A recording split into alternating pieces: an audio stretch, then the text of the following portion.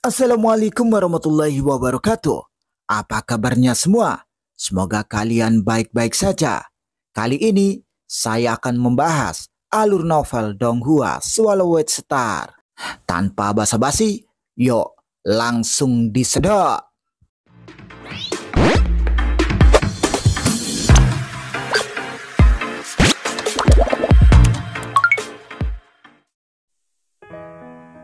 Melanjutkan dari cerita sebelumnya, saat ini Tan dan benih klan Mosa masih berguling-guling di tanah di bawah angin. Bahkan ketika sesekali menyentuh lingkaran dan memantul kembali, ia akan terlempar ke pohon dunia lagi. Dengan semua penampilan itu berguling di tanah secara acak. Siu, kelompok benih yang tampaknya biasa tiba-tiba menghilang dan sosok kabur muncul di samping cabang seukuran lengan di tepi kanopi penguasa sektor pohon dunia. Tubuh Mosa meraih daun dan mencoba merobeknya. Dia perkasa 100 kali lebih kuat dari seorang penguasa sektor, tetapi di bawah kekuatan tarikannya, ranting tebal dari penguasa sektor pohon dunia hanya bengkok. Seluruh kanopi bergetar. Sialan, ras lain! Suara melengking dan marah terdengar dari dedaunan. Aku tidak mengerti. Tubuh Mosa langsung linglung. Tiba-tiba, semua daun di sekitarnya yang telah bergoyang tertiup angin berkumpul di tubuh Mosa dan melilitnya. Pang! Tubuh Mosa dibongkar seperti telur yang dihancurkan, termasuk inti hidupnya. Tubuh Mosa langsung mati. Sangat lemah. Pohon dunia itu mengejek. Apakah ini yang dianggap sebagai pejuang abadi? Bagaimana dia bisa mati begitu saja? Penguasa sektor pohon dunia bingung. Ahli waris lain telah mencoba mencuri rantingnya sebelumnya karena ranting pohon dunia dapat tumbuh menjadi pohon yang terbentuk sepenuhnya dan menstabilkan negara dewa. Namun itu hanya penguasa sektor pohon dunia. Jadi satu daun tidak dapat membantu banyak. Biasanya seseorang membutuhkan seluruh cabang dan setiap pohon dunia akan berusaha melindungi dirinya sendiri dari ancaman. Sementara itu di Pulau Batu, sangat kuat. Luang Feng tercengang. Tubuh Mosa mati bahkan sebelum pertarungan dimulai. Berdasarkan apa yang baru saja terjadi, tidak mungkin itu adalah penguasa sektor. Aku yakin itu di tingkat kaisar. Kemudian lagi, mungkin gen dari seorang penguasa sektor pohon dunia 1000 kali lebih kuat daripada manusia. Selain itu diinstruksikan oleh pohon dunia tingkat master alam semesta.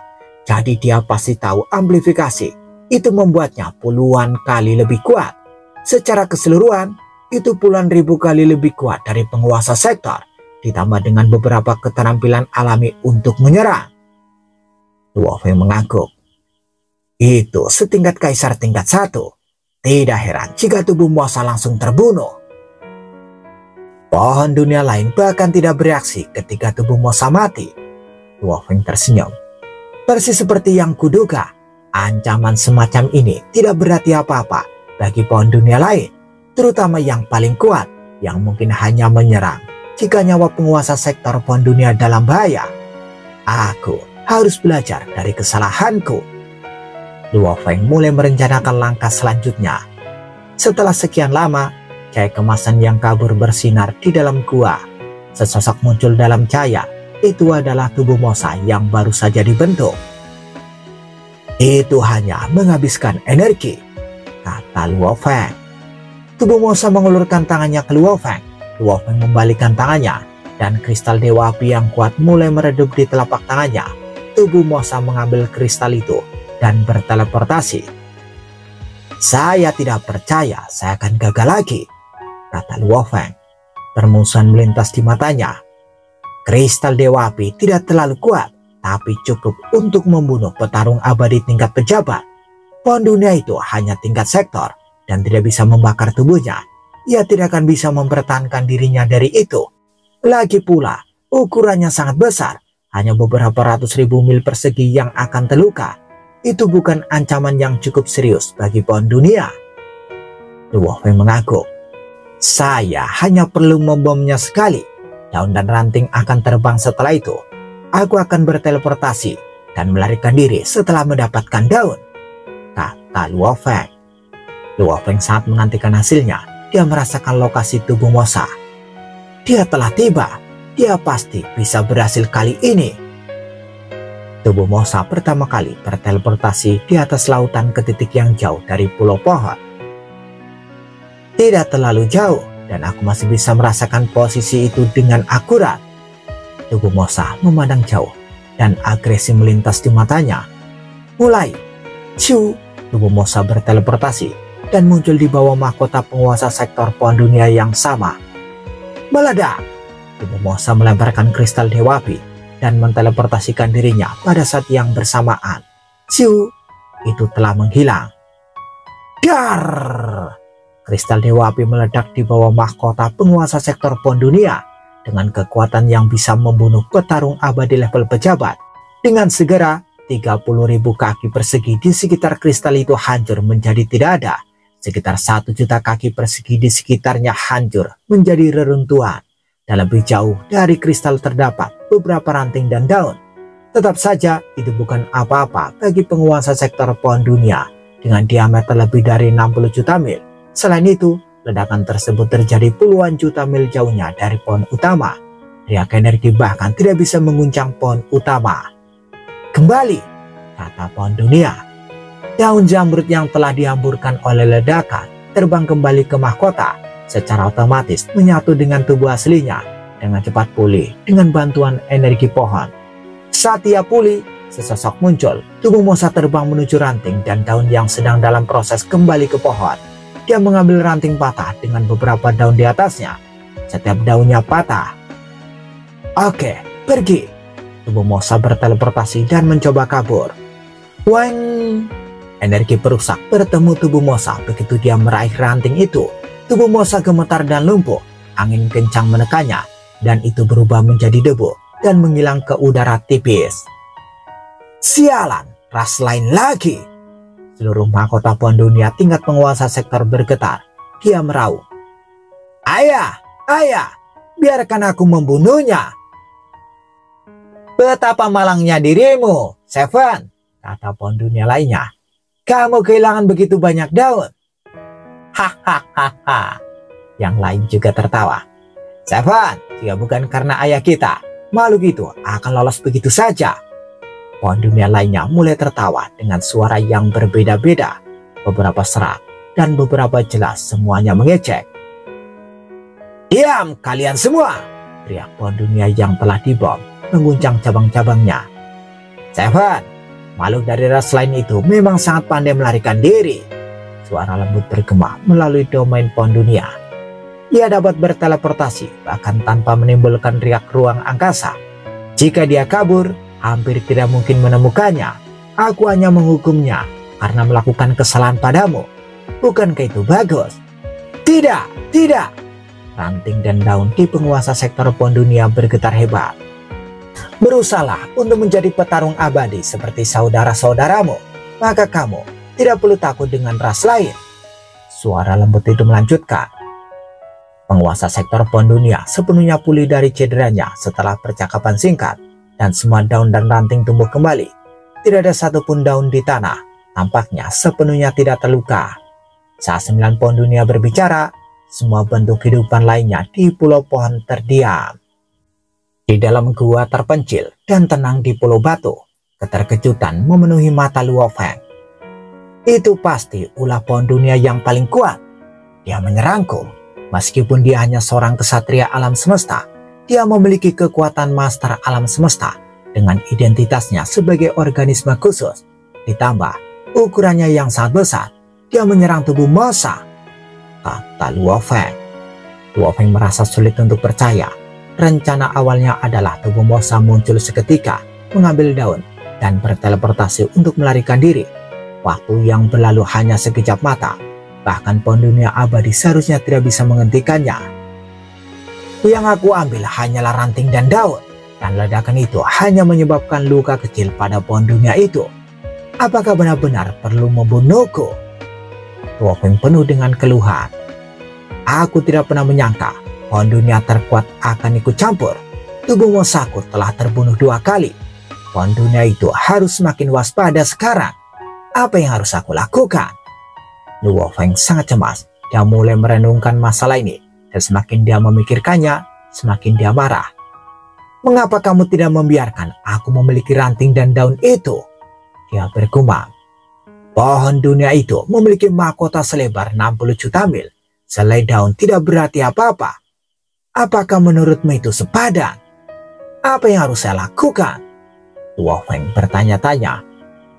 Luo Feng tidak tahu, pohon dunia yang paling kuat adalah seorang ayah dan 8 pohon dunia lainnya yang mengelilinginya adalah putra-putranya, seperti pohon biasa yang ditanam di tanah. Seiring berjalannya waktu, anakan secara alami akan mulai tumbuh di sekitarnya. Pohon dunia yang paling kuat lebih suka menyerahkan sebagian potensinya untuk memelihara 8 anaknya.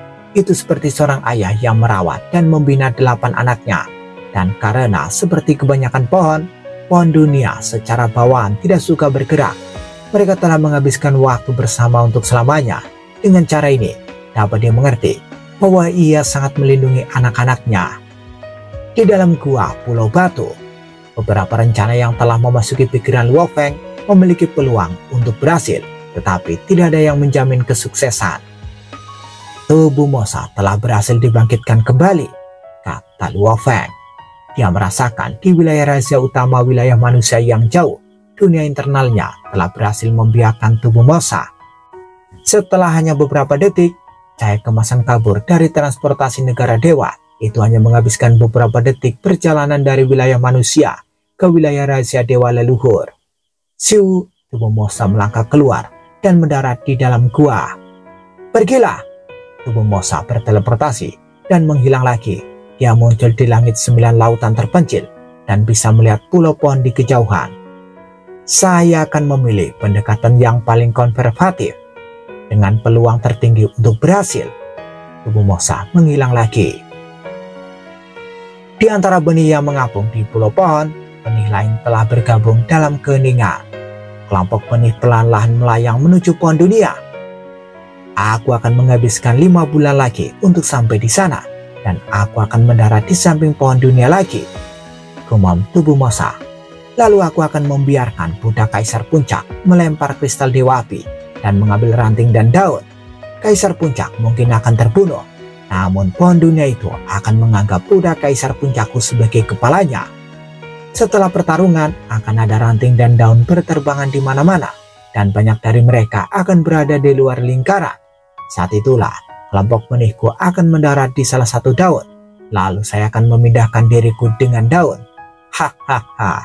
Bahkan pohon dunia yang paling kuat dengan kekuatan master alam semesta tidak bisa berbuat apa-apa karena tidak bisa mengidentifikasi kelompok benih khusus. Ini adalah rencana barunya, menggunakan budak Kaisar Puncak sebagai gangguan untuk meledakkan sejumlah besar ranting dan daun. Waktu pun berlalu, dan tandan benih berisi tubuh Mosa melayang mengikuti angin. Aku akan pergi mengikuti angin, dan aku akan tiba di sana dalam waktu sekitar 1 bulan. Kelompok benih itu mengapung bersama angin, bersembunyi di antara benih-benih yang mengapung di pulau pohon yang indah. Sementara itu, di area di luar 9 ruang terpencil, Siu, 7 makhluk agung dari berbagai ras tiba-tiba muncul. Salah satunya merangkak dengan tubuh dewa sejauh 6 mil. Itu yang terbesar, yang terkecil tingginya kurang dari 2 kaki, termasuk sayapnya. Itu 9 ruang terpencil, kata yang pertama. Kita sudah sampai, kata yang terkecil. Ketujuh makhluk besar dari ras lain memandang 9 ruang terpencil. Semua dipenuhi dengan harapan besar. Sangat cepat, hanya butuh waktu makan untuk sampai di sini. Dan itu semua berkat teleportasi Ksatria Gagak. Setiap kali dia dapat melakukan teleportasi ratusan atau bahkan ribuan tahun cahaya jauhnya, dan kami melompati area berbahaya yang tak terhitung jumlahnya. Tanpa Ksatria Gagak di sini, akan membutuhkan waktu lebih lama untuk tiba di 9 ruang terpencil, dan kami mungkin telah mengalami bahaya. Ya, itu semua berkat Ksatria Gagak. Tiba-tiba, suara menusuk terdengar. Ya, kita semua perlu berterima kasih pada Ksatria Gagak. Yang lainnya, makhluk besar terdiam setelah mendengar suara itu. Makhluk agung yang telah berbicara ditutupi sisik-sisik yang penuh dengan ukiran. Dia berdiri di sana, sedikit melengkungkan punggungnya. Tangan dan kakinya diikat dengan cakar. Rambut dan matanya berwarna kemasan. Dan suaranya cukup untuk membungkam makhluk besar lainnya. "Apakah saya benar, Ksatria Gagak?" Makhluk agung itu bertanya, melihat Ksatria Gagak. Ksatria Gagak tingginya 20 kaki dengan 6 pasang sayap berbulu hitam. Ada cahaya merah darah meredap di tubuhnya, mulutnya seperti pisau dan matanya merah. Dia adalah Ksatria Gagak yang sama dari 100 juta ahli waris di Pulau Bauhinia. Ksatria Gagak menyeringai, "Aku hanya bisa membantu dalam perjalanan ke sini. Sekarang kami bergantung padamu, Kaisar Cermin Kulit. 9 ruang terpencil diisi dengan tempat-tempat berbahaya. Kami akan memiliki kesempatan lebih tinggi untuk bertahan hidup bersamamu di sisi kami, Kaisar Cermin Kulit," kata yang terbesar. "Ya," kata si kecil, "kami terjebak dalam lingkaran abadi. Banyak ahli waris ingin pergi bersamamu ketika mereka tahu kamu akan datang ke 9 ruang terpencil. Jika kami cukup beruntung menemukan beberapa barang berharga, kamu dan Ksatria Gagak harus memilih dulu." "Bergantung pada kontribusi kita, Kaisar Cermin Kulit harus memilih dulu," yang lain angkat bicara. Dari 7 makhluk agung, 1 adalah Ksatria Alam Semesta dan 6 lainnya adalah pewaris abadi. Ksatria Gagak adalah Ksatria Alam Semesta dan Kaisar Cermin Kulit adalah salah satu pewaris abadi. "Hahaha, Nana," Kaisar Cermin Kulit tertawa.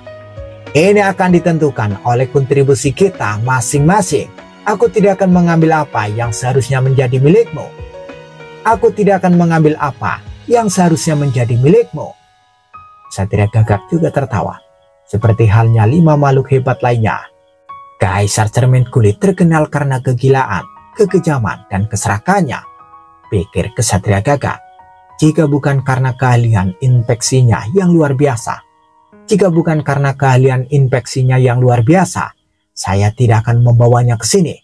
Adapun 5 pewaris abadi lainnya, bagaimana saya bisa membiarkan harta sejati jatuh ke tangan mereka? Tapi aku perlu berhati-hati terhadap Kaisar Cermin Kulit ini.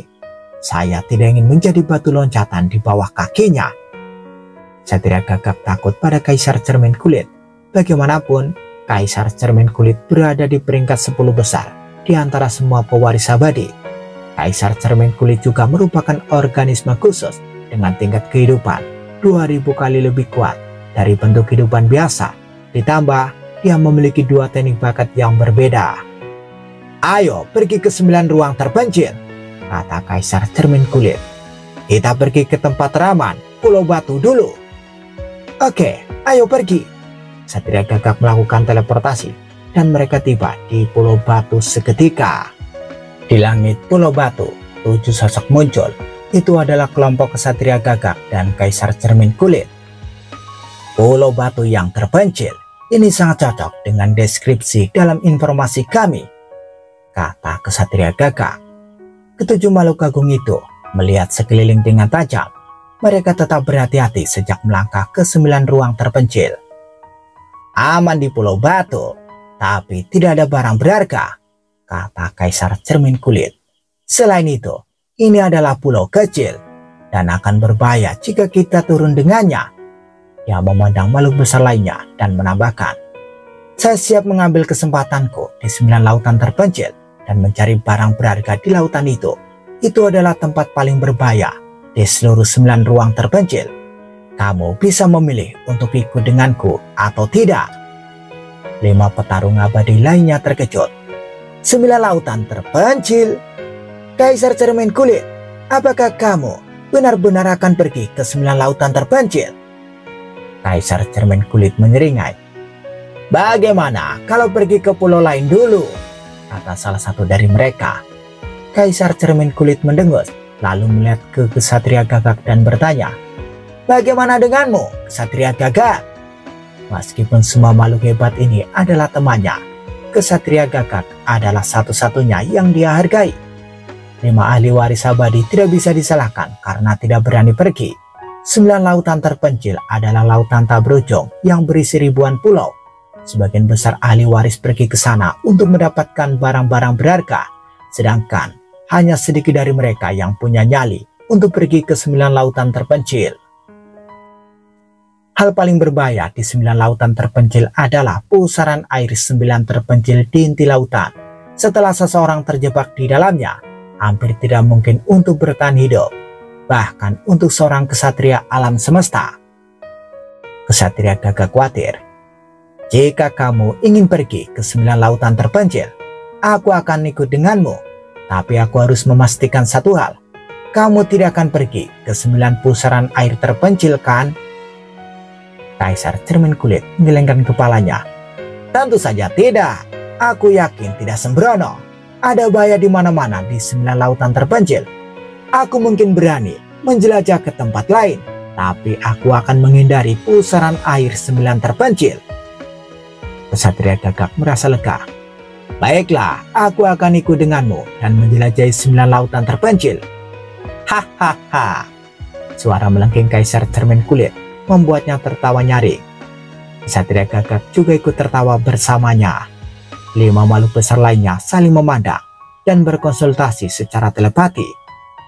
Kesatria Gagak dan Kaisar Cermin Kulit pergi ke 9 lautan terpencil. Apa yang harus kita lakukan? Tanpa mereka, peluang kita untuk bertahan hidup di pulau lain kecil.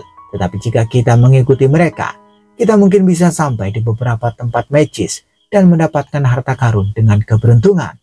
Kami rekan satu tim mereka. Mereka tidak akan menyerang kita. Kami telah terjebak pada Tapin untuk selamanya. Aku akan mengambil kesempatanku. Ayo pergi. Aku juga akan ikut. 9 lautan terpencil bisa dibilang tempat paling berbahaya di sini. Itu akan berharga, bahkan jika kita mati di sana. 5 ahli waris yang abadi telah membuat keputusan. Kesatria Gagak, Kaisar Cermin, kami akan mengikuti kalian. Ya, pulau manapun di 9 ruang terpencil berbahaya, kami lebih suka pergi dengan kalian. Kami semua akan ikut denganmu. Kaisar Cermin Kulit dan Kesatria Gagak dengan senang hati membawa mereka. Biarkan aku mencari bahaya apapun dalam 1 miliar mil persegi di sekitar kita dulu, kata Kaisar Cermin Kulit. Silakan, Kaisar Cermin Kulit. 6 lainnya termasuk Kesatria Gagak semuanya mundur. Kaisar Cermin Kulit memiliki keterampilan menyelidik terbaik di alam semesta. Dia melangkah maju dan berkonsentrasi. Ukiran rumit pada sisiknya mulai bersinar dan mata emasnya memancarkan ilusi yang sepertinya merupakan cerminan dari ruang sekitarnya. Di depan kita, kata Kaisar Cermin Kulit. Melihat ke depan, dia berkata dengan tenang dan percaya diri. Tidak ada bahaya di pulau itu. Saat kita menyeberangi pulau, kita akan sampai di 9 lautan terpencil. Bahaya dalam jarak 20 juta mil dari Pulau Batu dapat diabaikan. Semakin dalam ke lautan, semakin berbahaya. Aku sudah menemukan makhluk setingkat kesatria alam semesta. Kaisar Cermin Kulit melihat ke arah lain. Dia mengaku sedang mencari. Sebenarnya, itu adalah teknik bakatnya yang dikenal sebagai cermin alam semesta, yang bisa memeriksa segala sesuatu dalam 1 miliar mil persegi dengan memantulkannya di cermin. Semua bahaya terlihat di cermin, kecuali itu adalah master alam semesta. Makhluk hebat lainnya bahkan tidak akan menyadari bahwa mereka sedang diselidiki. Saya telah menemukan organisme khusus abadi, katanya. Dia melihat ke kiri dan sejenak linglung. Ah? Lalu dia tersenyum aneh. Kaisar Cermin Kulit, apa yang kamu temukan? Kesatria Gagak tidak bisa menahan untuk tidak bertanya. Hahaha, coba tebak. Penampilan Kaisar Cermin Kulit membingungkan, yang membuat bingung Kesatria Gagak dan 5 pewaris abadi lainnya. Itu Kaisar Sungai Pedang yang terkenal. Mendengar itu, Kesatria Gagak dan 5 pewaris abadi semuanya tercengang. Kaisar Sungai Pedang?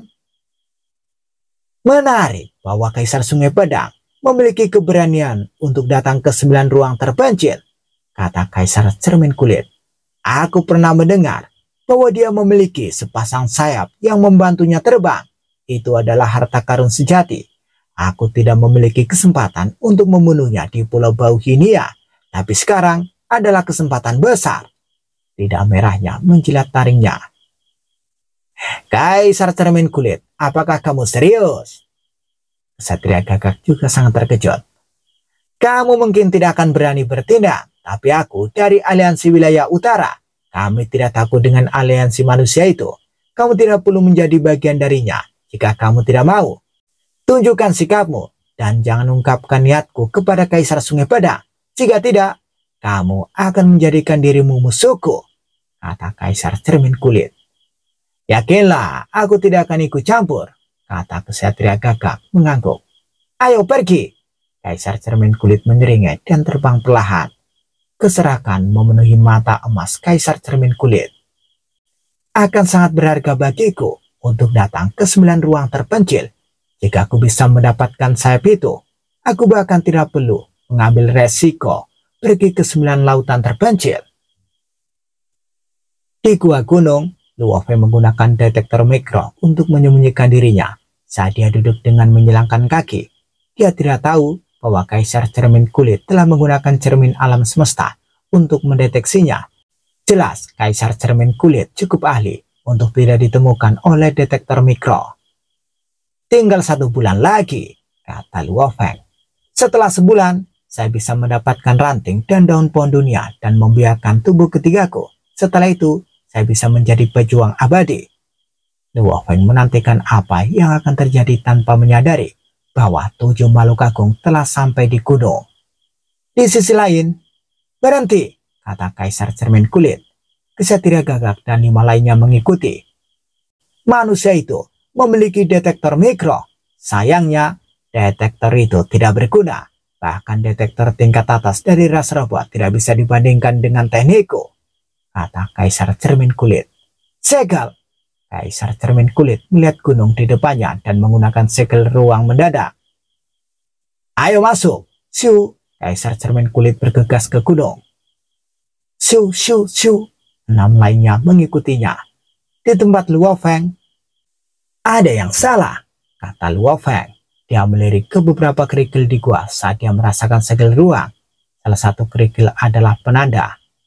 Biarpun aku pergi sementara, aku masih bisa memindahkan diriku ke sini langsung. Siu. Luo Feng membuka sayapnya dan langsung terbang keluar gua. Dia merasakan sumber kekuatan yang luar biasa menyerbu ke arahnya. Saat dia bergegas keluar dari gua dan melihat makhluk besar yang tampak seperti manusia serigala terbang ke arahnya. Dia memiliki rambut emas dan mata emas dan ditutupi sisik yang dipenuhi dengan ukiran. Kaisar Cermin Kulit, kata Luo Feng. Dia terkejut berurusan dengan salah satu organisme paling terkenal di Pulau Bauhinia akan menjadi sedikit masalah. Luo Feng mengibaskan sayapnya dan mempercepat. Shoo! Hahaha, Kaisar Sungai Padang. Apakah kamu benar-benar mencoba melarikan diri dariku? Kaisar Cermin Kulit tertawa. Aku dikenal karena keterampilan lacaku dan aku menguasai hukum ruang angkasa. Selain itu, aku secara bawaan cepat dan memiliki tubuh dewa jauh lebih baik daripada milikmu. Jadi, mari kita lihat siapa yang lebih cepat, kamu atau aku. Kaisar Cermin Kulit mempercepat mengejar Luo Feng. Shoo! Kaisar Cermin Kulit semakin cepat. Luo Feng juga mempercepat, tetapi heran melihat bahwa Kaisar Cermin Kulit telah mendekatinya. Apa? Dia terkejut. Bentuk kedua. Luo Feng harus mengakui bahwa dia telah meremehkan Kaisar Cermin Kulit. Dia tidak punya waktu untuk memikirkan hal lain. Sebaliknya, dia memulai bentuk kedua, dan bulu di sapi itu menjadi tajam seperti pedang. Sayapnya merobek ruang di sekitarnya, mengakibatkan turbulensi ruang yang signifikan. Tubuhnya tampak buram dalam turbulensi. Bersambung, bagaimana kelanjutannya? Apakah Luo Feng akan dibunuh oleh Kaisar Cermin Kulit dan kawan-kawan? Tunggu jawabannya di episode selanjutnya. Dadah, semoga paham.